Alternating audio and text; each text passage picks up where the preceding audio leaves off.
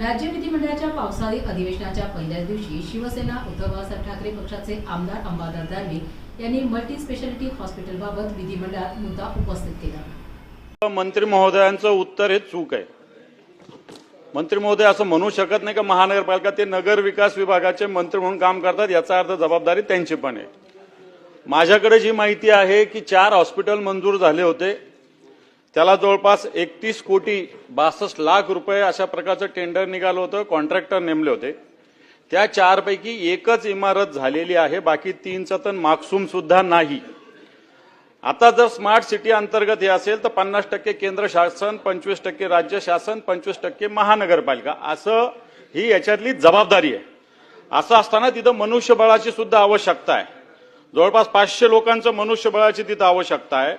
आणि संभाजीनगरात government medical hospital आहे, हे एकमेव मोठं हॉस्पिटल आहे, त्यामुळे मोठ्या हॉस्पिटलची आवश्यकता आहे। हे हॉस्पिटल जवळपास 61 बेडचं हॉस्पिटल प्रस्तावित आहे। तेव्हा राज्य सरकारला आम्ही काही करू शकणार नाही असं म्हणता येणार नाही।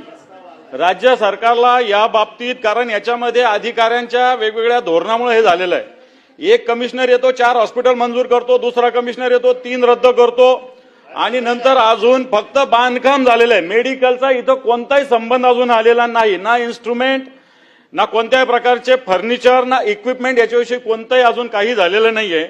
आणि म्हणून मला असं वाटतं संभाजीनगर महानगरपालिकेनं राज्य सरकारला या संदर्भात प्रस्ताव पाठवलेला आहे।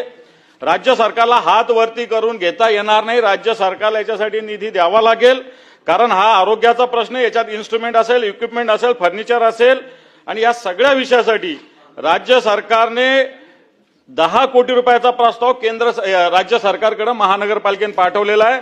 मला वाटतं ही राज्य सरकारची जबाबदारी आहे। नगर विकास मंत्री म्हणून जर माननीय मंत्री महोदय उत्तर देत असेल तर महानगरपालिकेकडे हा विषय टोलवता येणार नाही। हे कधी हॉस्पिटल होणार याचा मला असं वाटतं आपल्या मार्फत माझा त्यांना प्रश्न आहे।